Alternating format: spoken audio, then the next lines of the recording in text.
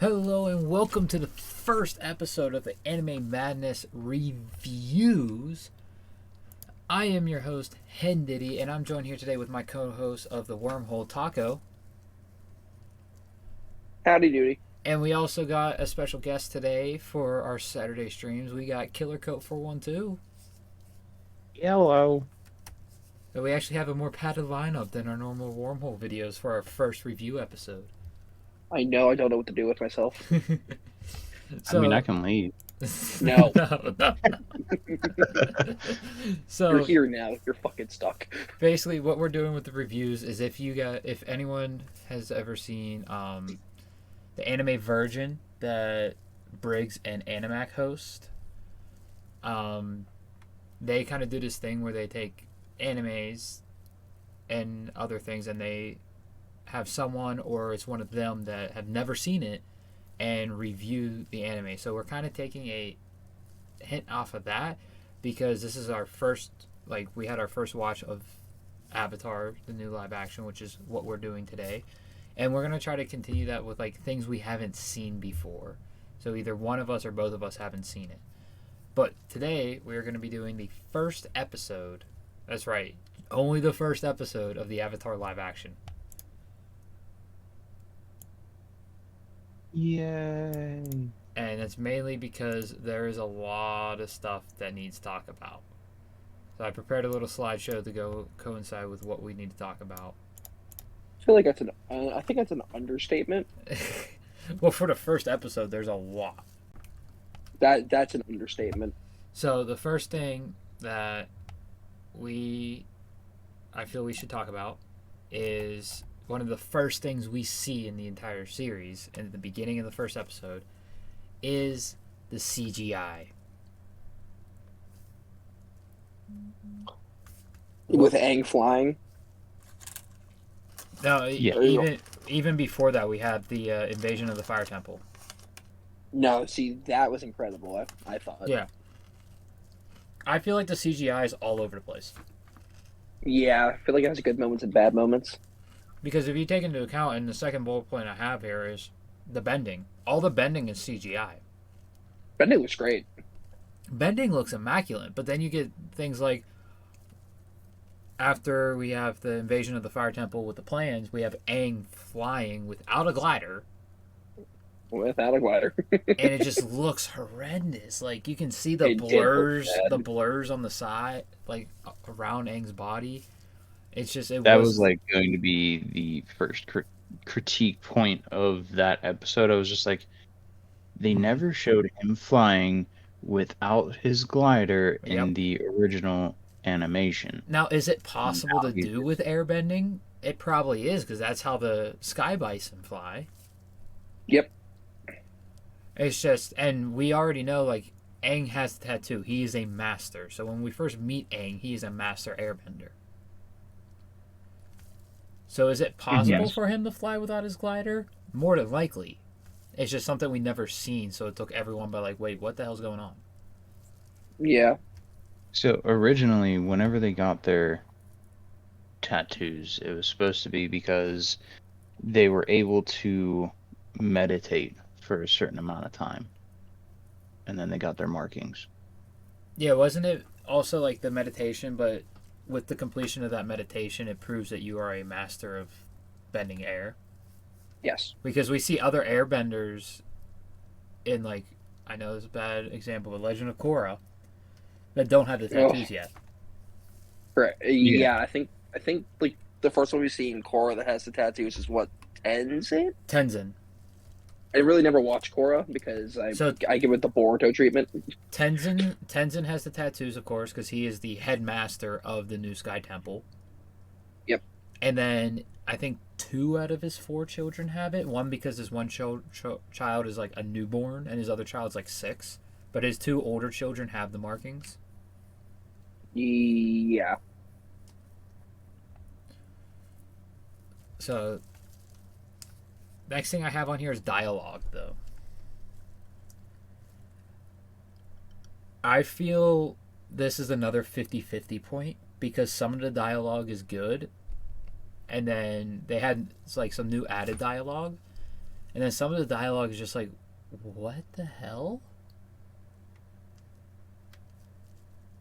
Yeah. Like, I feel a lot of Sokka's dialogue during the invasion of Wolf Cove. Oh, spoilers, by the way. We will be spoiling the first episode. I should have mentioned that Oh, earlier. 110%. No one's safe. I mean, when did they release this? Last week? Because I think we originally planned to do this first review episode last Saturday. Or are you talking Okay. about the OG story itself? Yeah, Well, I mean, I either mean, the way, OG if story you have came a out in like '06, then Yeah. you kind of folded right there. but they did add and change things, so yeah, there's that to take into account. I apologize if you hear any like shrink wrap crinkling. I did just get a tattoo finished like 2 hours ago, so it's still wrapped. I can't really hear anything, so No, we're good. Just in case. But yeah, especially during the invasion of Wolf Cove, some of Sokka's dialogue just like didn't fit his character.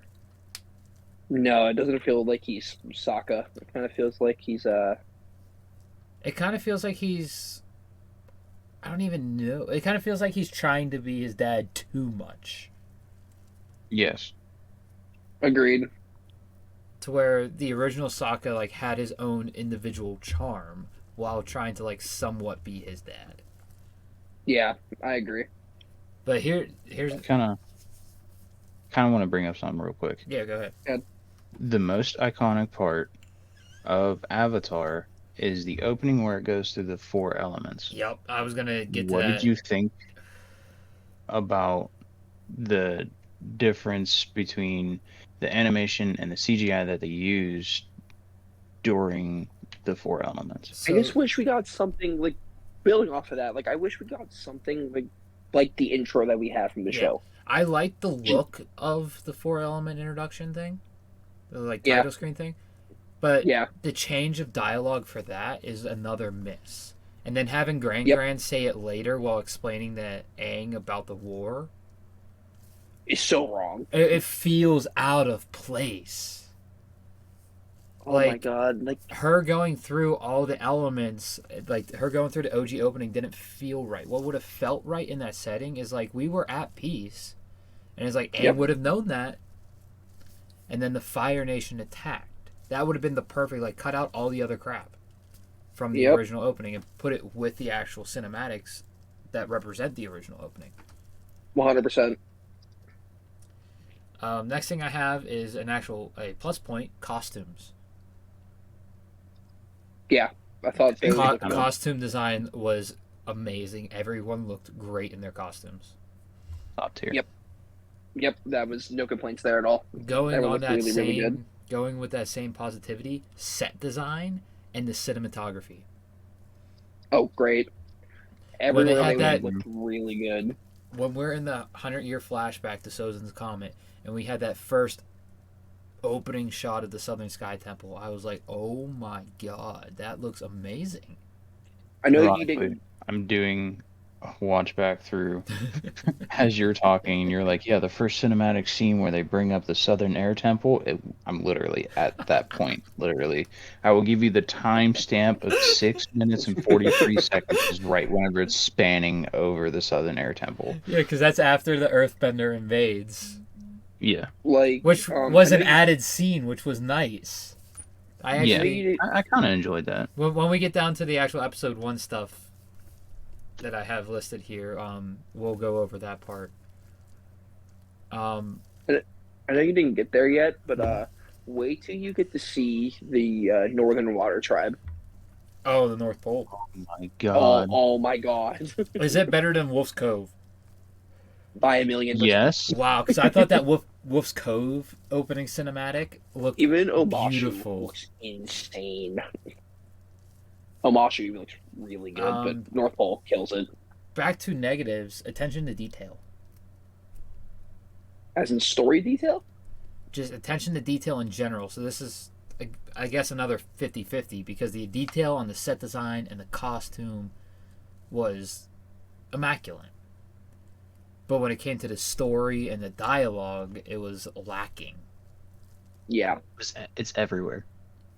And then the like there's plot, good. Like, the plot it's not progression as set. well. Yeah. Yeah, When you have like Katara is able to somehow like completely block a full powered up Zuko fireball 200 feet in the air. yeah, That's that's not a good no. plot progression. She advanced way too quick. Not even that. Yeah. She got the water bending scroll wrong, but you didn't see that yet. Yeah, But that's for a future episode. that's like one of my biggest points with like the whole guitar thing and how advanced she is. Like And here's the one from the Sky Temple when she comforts Aang. yeah, they I'm like, and I have marked down on this under the Sky Temple the Avatar State Rage. yeah, Like Aang, I don't see Aang as the person to sit there. Like I can see him being more emotional, especially early on in the series. But because he doesn't have control of his emotions, it would make more sense to do the rage instead of him just weeping in Katara's arms. no, he raged. He did. He did. Not he didn't He do it raged in as he bad raged though. in the building, No, no, no, no. Well, where the previous airbending avatar was. Yeah, yeah, where The he shrine. also is. But also with that, they don't show the entire room of all the Avatar statues with the eyes no, glowing. I have That was one of the biggest things they missed. Yeah. That's how they know that he was even there to begin with. So I forgot I had images for like the CGI and bending. Here's one that I'm guessing this is from the North Pole. He, Okay. oh, so good.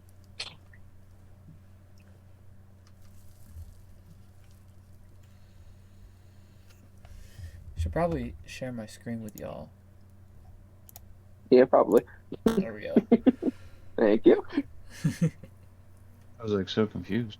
Yes, that Um, is from the Northern Water Tribe Yeah. yes, that is when she's fighting. Master. I forget his name. I literally just watched the original episode and I can't remember his name. I It's can't Master either. Haku. I think it's Haku. Haku. Yeah. And then, of course, here's the Wolf Cove scenery. Wolf Cove looked great. It looks amazing. And you can even tell, like, the Fire Tribe has been there recently, too, before the current, before Zuko's invasion, because you can see the damaged igloos and stuff. I like how they kind of made it. They made Wolf Cove look bigger. Yeah. Because when I went back and watched the first episode, like it looks so small. And There's like 3 igloos. you can see on this image that there's actually a secondary wall that they used to have. Mm-hmm. Yeah, right down at the bottom. So, which brings up a point that when it comes to plot progression, the kids were playing outside of the walls. Yeah. Which was not, like, they weren't allowed to do that. No. No, they were always running around inside Yeah. the walls. But seeing as how there used to be a secondary wall makes it make a little more sense, but still, since that secondary wall is compromised, they shouldn't be doing that. I agree. All right. So, in the beginning of the episode, we get the nice little backstory. Yeah. Which is That was one of the next things that was coming up on my script that I have here. So we get the backstory on how the invasion started. Yeah, we where, actually get that stuff instead of it just being like, "Oh yeah, the Fire Nation invaded."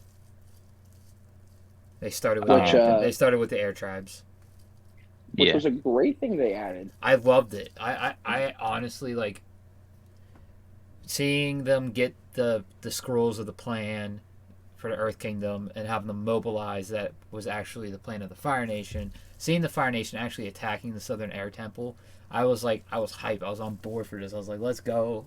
Good Avatar content. It was a very good way to start off their series. I agree. It started very strong, and then the dominoes started falling. Oh yeah. But here's the shot of the Southern Air Temple. That's great. That was after. This is after the fact, but it was like one of the few images I could find that was actually good quality. No, yeah. Because like in later, I have a picture of Iroh, and the Netflix's own upload of the picture is poor quality. Of course it is. Of course it is. You But yeah, on the topic of the flashback to 100 years ago, the length of it, I feel like it was a good length, but I feel like it could have been longer. I feel like they could have done the entire first episode as the flashback. you see, I'll disagree with you there, just because once you see later, whenever like you get like to finish it like completely, you'll see why they didn't need to do that at all. Yeah, but I feel like The way it gets, if even if it didn't take up the whole episode, if it cliffhanged on Aang breaking out of the iceberg when Katara and Sokka find him, I feel like that would have been a perfect cliffhanger for the first episode. that's fair. Speaking of, what did you think about that part? Because why was it on the surface? That was the biggest thing I said yesterday. You can ask him. I was bitching. Why was it on the surface? I was so mad.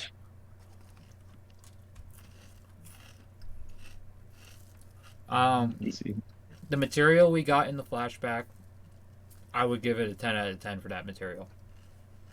And I understand what they're trying to do, because I did read what one of the writers said is they're trying to make the whole purpose of this was to take like the original Avatar and make it more mature, because the target demographic for this live action series is the people who grew up with Avatar, who are older now.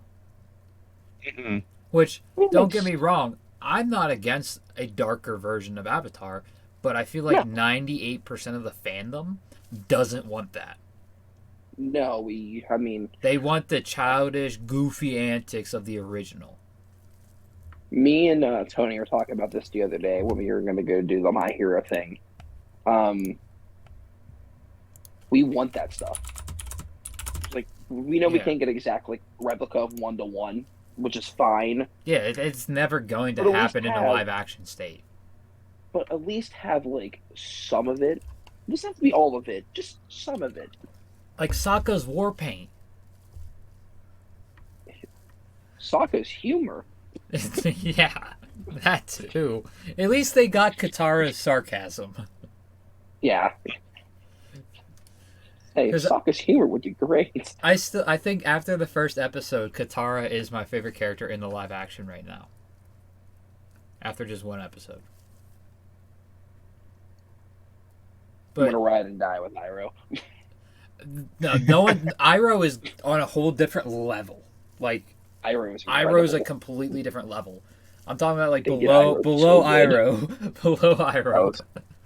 Oh, if that's the case, I'm gonna go with since we got to see more of him, I go with Ozai. Ozai? Yeah. I feel the guy they got for Ozai was so good. In the original, it was always Sokka. Sokka was always my favorite in the original. Oh, 100%. It was either Sokka or Toph. Those are fair picks. Good picks. As you watch further in, you're gonna be thrown off completely. Oh boy! Like you bring up Toph, and there's shit that happened during this that actually happened whenever they were with Toph. Oh god. That does happen. Oh god. I forgot about that. That does happen. For people wondering, I have not watched the other 7 episodes yet. These 2 have. Yeah, we finished it. They're hour-long episodes, and I got all this other stuff going on. Final Fantasy VII Rebirth, Baldur's Gate, other weekly anime stuff, all that. College. I made sure to knock this out. So just because I'm making sure I'm at least getting whatever episodes we're going to be covering in these reviews. Good. Moving on to casting, I know this isn't a great quality image, but we have Sozin, which we got a lot more of than we did in the original. Agreed. So seeing him actually roll up to the front lines at the Southern Air Temple was, which is I was like on the edge of my seat, like, oh shit, Sozin's actually on the front lines. Let's go. that was so cool. Honestly, the whole thing of them attacking the Southern Air Temple It was was a just 10 out of 10. oh yeah. Oh, I mean, it's 100%. sad and tragic, but Of course. It's something that the fandom's been wanting. Like, we've been wanting to see the start of the war. Yeah. which plays back into the first like 3 minutes of the episode is they just show how it all started. The Earthbender invades the Fire Nation, steals the scroll. They bring it back to the Earth Kingdom, and then come find out, oh, this was our plan for you to take the scroll and have all your defenses go to the Earth Kingdom and leave the air tribe, or not air tribe. I don't know why I'm saying that. Air Temple undefended. Yeah. And that's honestly a genius plan by the Fire Nation, knowing the cycle Hmm. that a airbender was going to be the next Avatar. Yep. And the thing that's Give weird them is credit. like how the Earth Kingdom didn't. I guess you can say they're all rockheads because they didn't think of this at all.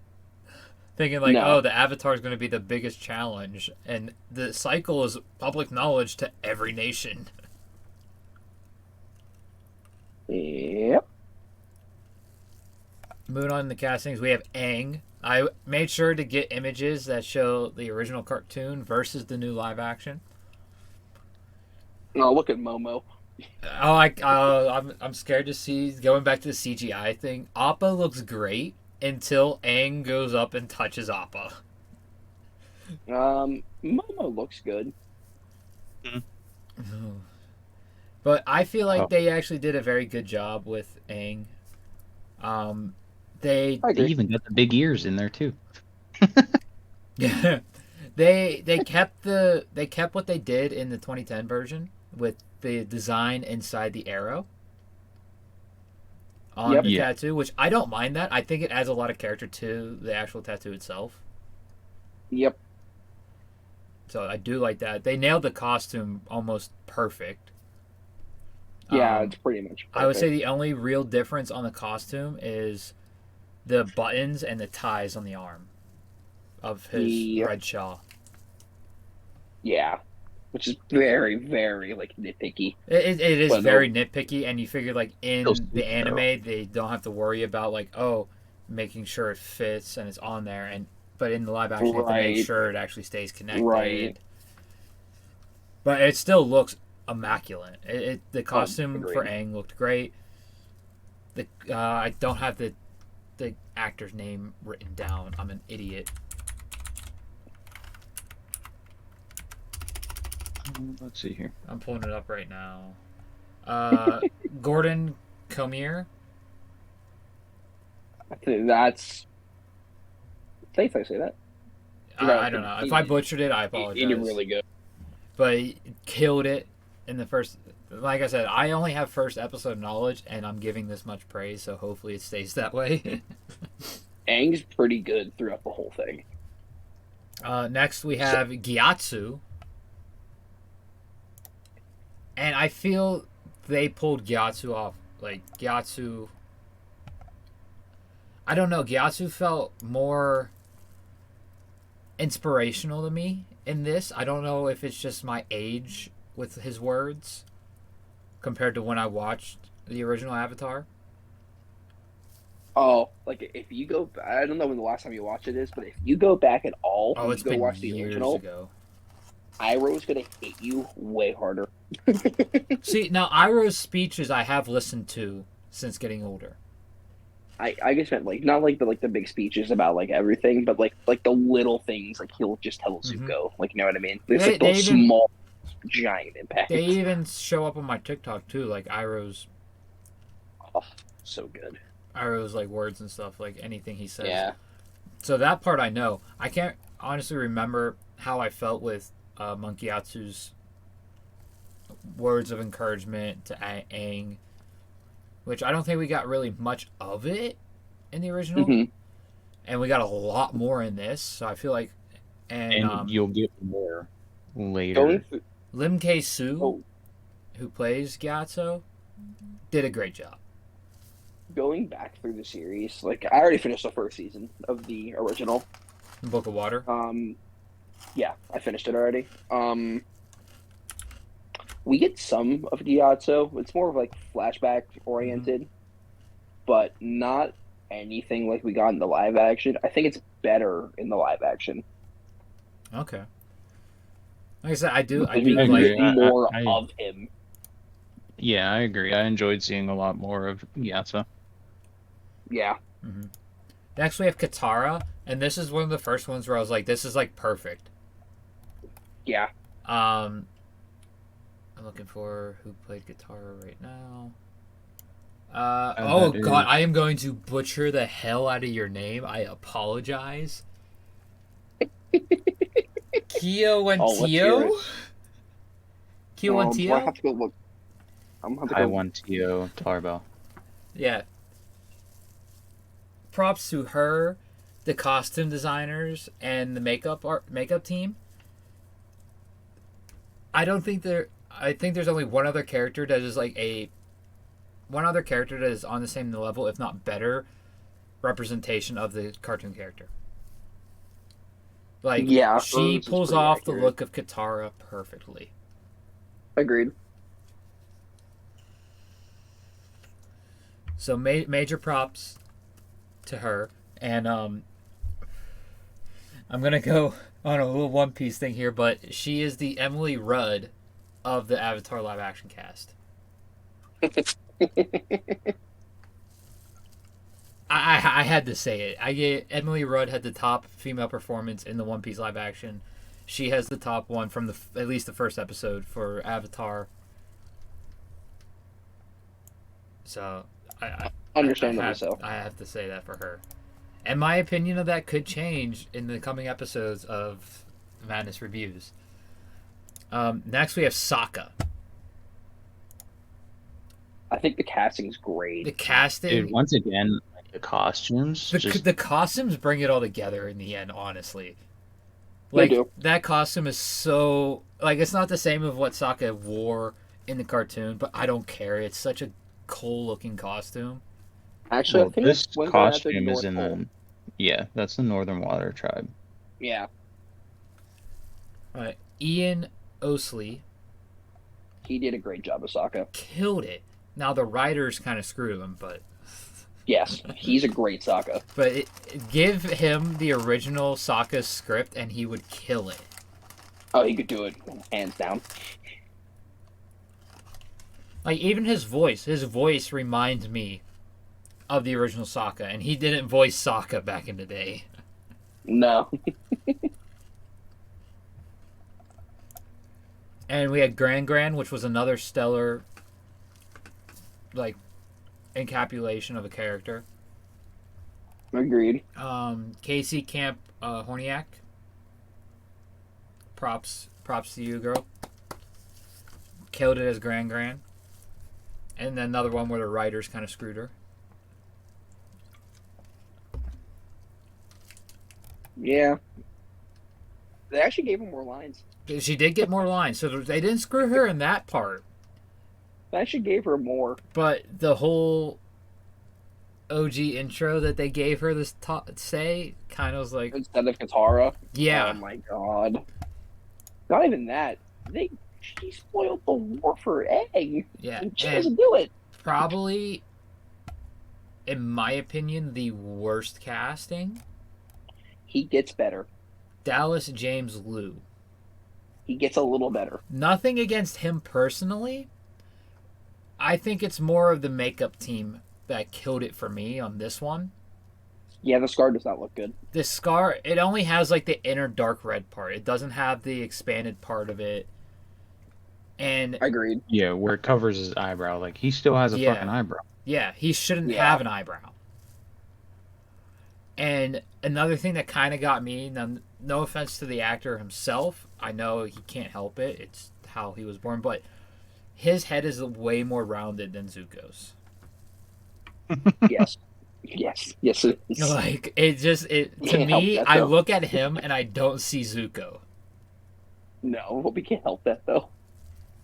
But that's why, like, in my opinion, right now, this is the worst casting. But he definitely gets better. No, like his dialogue was great. His own like actual performance of the character was good. Like I said, it's the cosmetics that really ruined Yeah, it for me. And that just goes to show like how well these actors are for their roles. To where it's agreed. I it's the mean, he'll cosmetics that grow on you. really hurt it. Other than He'll that, grow on you. the actual costume itself looks great. Exactly. I I agree with you. He will grow on you. I'm excited to see what they do with him. They do with him during the Book of Earth. Yes, me and Tony were talking about that. When he I know he has hasn't watched it, the hair but down and the tea shop with Iroh. Bossing say it's gonna look Yeah, so good. I- I I'm can't I'm wait. I'm trying to picture what he is going to look like as that Zuko, and it's right now it's hard for me to picture that. Yeah, And probably the best male casting, the Jeff Ward. If I were to bring it in the One Piece live action award like I did with Katara, the Jeff Ward of the Avatar live action, Paul Sun Hyung Lee as Uncle Iroh. Go. he's incredible I know a the lot of whole way through. people always say like no one can do Uncle Iroh like the OG Uncle Iroh. This dude is Uncle Iroh. You cannot He tell is me so otherwise.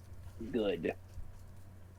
He is Uncle Iroh. This is the number one casting, in my opinion. Oh, okay, you haven't got super far like you said before. Yeah. You could argue Ozai.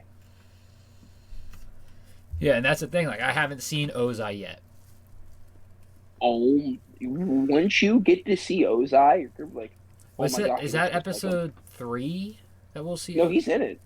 He's in it. He's in episode two. Is in episode 2? Okay. He's in episode one. I don't remember seeing him in episode 1. Oh no, maybe it is episode two. Yeah, episode two. You'll Yeah, see him because in episode two. 1 has the flashback, Wolf Cove, and then the Sky Temple. Yeah, I didn't we don't see him in I'm not going to spoil episode 1. anything. I was going to say something, but I'm not going to spoil it for you yet since you haven't seen it yet. Yeah. Next up, though, I have the aesthetic of Wolf Cove. I feel they hit the aesthetic on the mark. I agree. The way the tribe is, and this involves the set design as well. The way the set is designed, the way the characters interact with each other, with in outside of the cave. I'll say outside of the cave because in the cave, oh, Aang says a airbending meditation thing, and it helps Katara waterbend. Yeah. I actually got it. I actually was talking to Tony about this, and he's like, "Well, it should help with all bendings." I'm like, "No, no, no.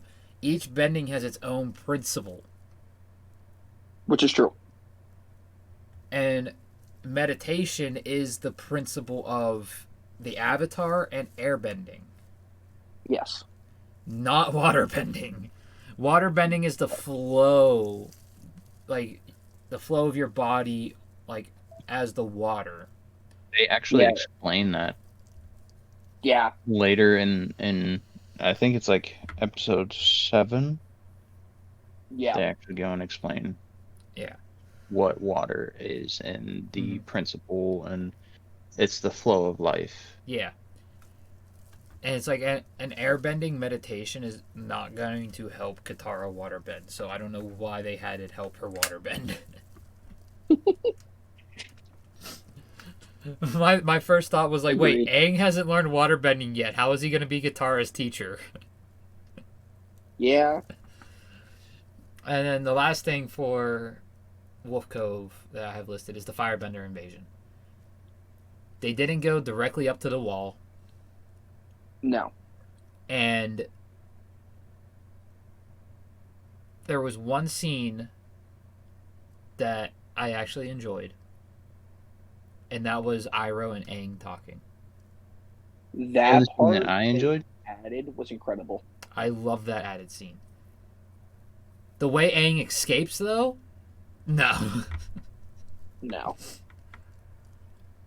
And the fact that all of a sudden he had his glider staff with him and he couldn't fly. He had to get grabbed. That part killed me. I mean, in the original, Zuko jumps off like the top of the boat to bring him back down to like the main like deck of the ship. And then I know we mentioned it earlier, but also Katara blocking Zuko's fireball. Yeah. It makes no sense. Agreed. And when we go into... And then after that, we go into the Sky Temple. Which I have listed here. The Avatar State Rage, I feel like was too short. To be fair, it wasn't super long in the original. See, that could be me misremembering, but I could have swore it was longer in the original than what we got in live action. It was a little bit longer, but not too much longer. Okay. It's not much. The only thing that they really didn't hit the mark on was the they didn't add the statues thing, which made it longer. Which I have listed here, Avatar statues, seeing all the previous avatars. Yeah, there's. I mean, that's how you can introduce the Momo too, minus the avatars like State and everything else. And then the final point I have here, which is probably one of the most important points for the story itself, Roku. Don't even get me started. Roku. Don't get me started. That could go on. That's a whole separate episode of this. You sure we're only at 30 minutes? You think I'm kidding? Okay. I'm not. I don't want to spoil this, but I kind of want to since we're on the topic of Roku. Oh God. Roku is not the first past Avatar Aang talks to. He's not. No, it's not. Do you want to guess? Is it the one before Roku, the Earthbender? Kyoshi. Yes. Yeah. Kyoshi's the first one he talks to. Well, but also, you see more of this in the second episode. It's about how he gets to talk to the avatars, the past ones. Is it not through meditation? It's something completely. It's through meditation, but it's different. Okay. At least it's through meditation. It's through meditation in a way. Okay. But it's just the way it has to be done. It's weird. But that's everything I have on my script. Do you guys have anything else you want to add about the first episode? I was gonna say, do you want to go like down the line and be like, all right, what we hated the most and what we enjoyed the most, and then just go from there? Yeah, we can do that. You want to start first, Cope? Sure, I'm down. Yeah, right. It's just the first episode.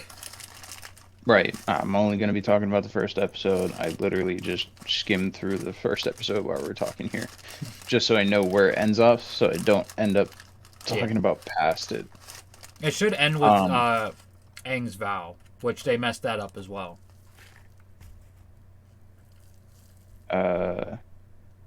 His vow to be the Avatar.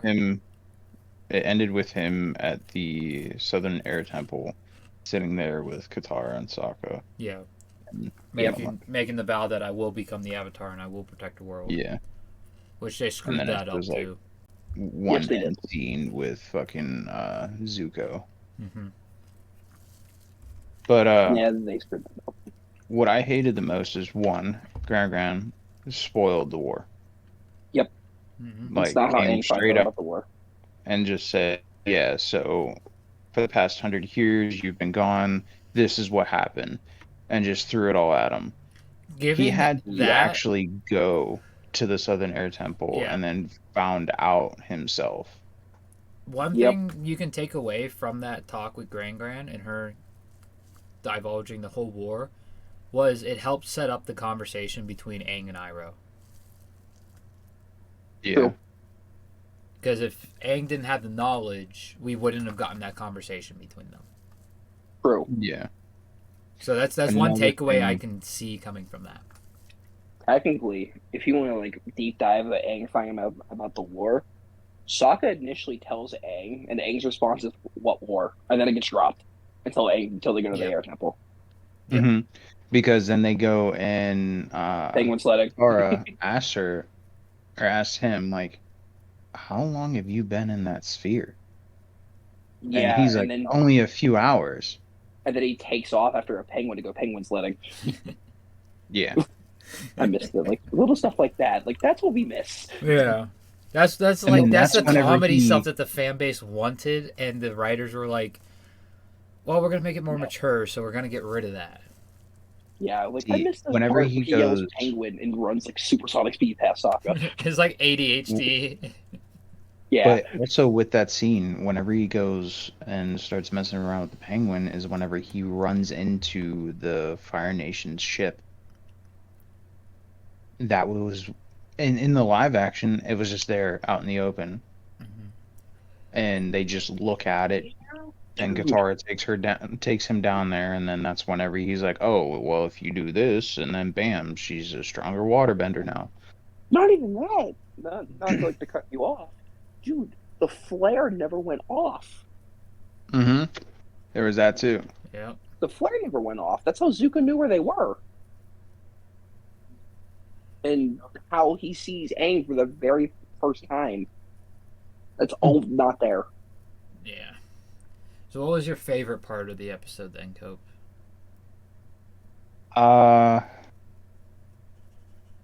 Hmm. That's actually kind of hard. I mean, it was kind of all mediocre for me. I think the best part of the episode, in my opinion, is pretty obvious, but I'll save that for when it's my turn. I thought the funniest shit about the episode is whenever Sokka goes and tries to fight Zuko. I was just I couldn't stop laughing at it. That Just was imagine, funny. just imagine if he had his war paint on, though. Right. I But missed in the the part. original, I missed the he part. was so like scrawny, weak, all this and that, Yeah. that Zuko pretty much was like joking around with him and just kicked him away or Yeah, whatnot. he Yeah. breaks his spear, pokes him in the head a couple of times with it, and that's it. Yeah. I don't know. Honestly, the best part about the first episode would have to be the flashback to the attack on the Southern Air Temple. All right, all right. What about you, Taka? What's your least favorite part of the episode? My least favorite? Least favorite or the worst? Okay, here, I'll give you my favorite and my least favorite. Least favorite, acknowledging that the Avatar has returned. It's pretty key, because everyone kind of finds out Aang's there to begin with. Mm-hmm. All the lights show up and all the murals across I guess, the entire planet. Yeah. And I'll say my favorite's kind of like tied. It's between the raid on the Southern Air Temple and the conversations between Aang and Iroh. Gotcha. My least favorite part of the episode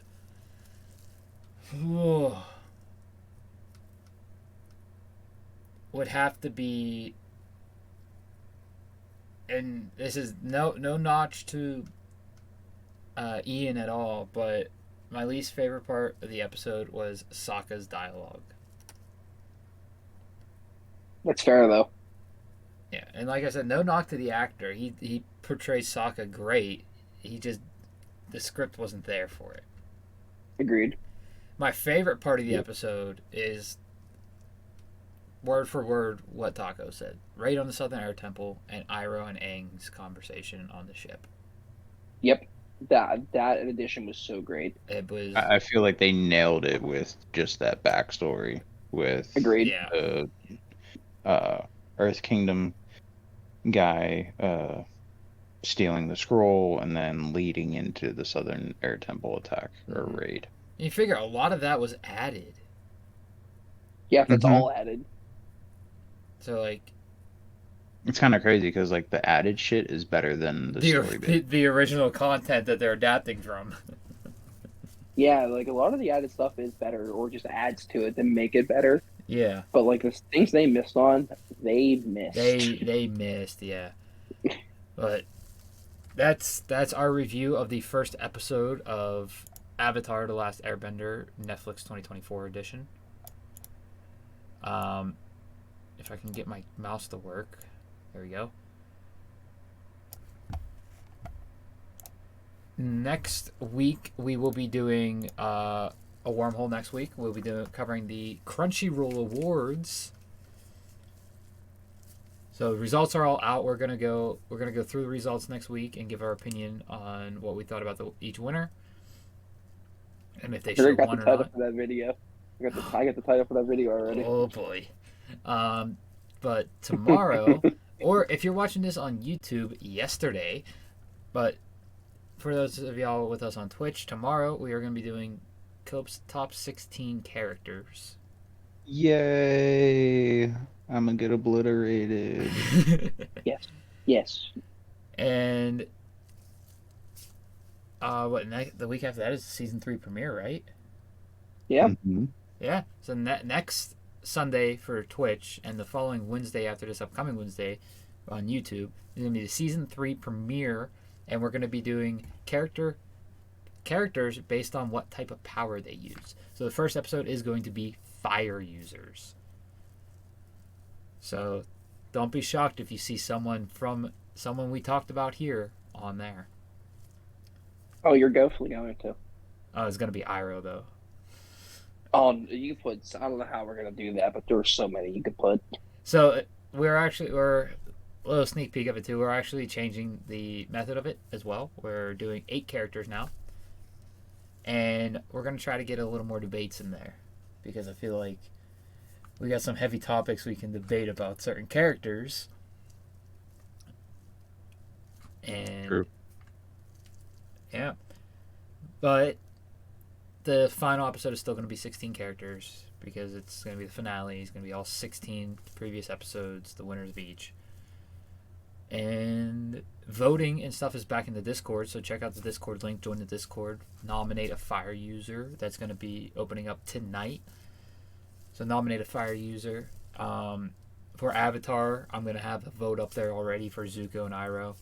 That's a given. Ironically, those are the first two I thought of. So we're still doing one character. One from character each show. per show. But if Zuko or Iroh don't make it, if like one of them don't make it into this, like because one of them is not, whichever doesn't make it into this first episode, I believe it's episode 9 is also fire users, so you can nominate whoever loses the vote for episode 9. Okay. And they would also be in the honorable mentions as well. Yes, anyone who's part of the voting is going to be in the honorable mentions. And that's pretty much it. I got nothing else to say. Anything that you guys got? No, I'm good. All right. Taco, you should have one thing to say though. Oh yeah, stay at home. We'll get rumbled. I'm very bad at this. Oh no, I can't remember what we used as the wormhole ending because it's been a while. It's Hold on. typically me fucking up the outro. Yeah, I can't remember what sound bit we use. I actually want to use a new one because it's a new series. That's fair. So like we have We Atomic for the madness. We have Monkey Monkey Monkey for One Piece chapter. We have Plus Ultra for My Hero chapter.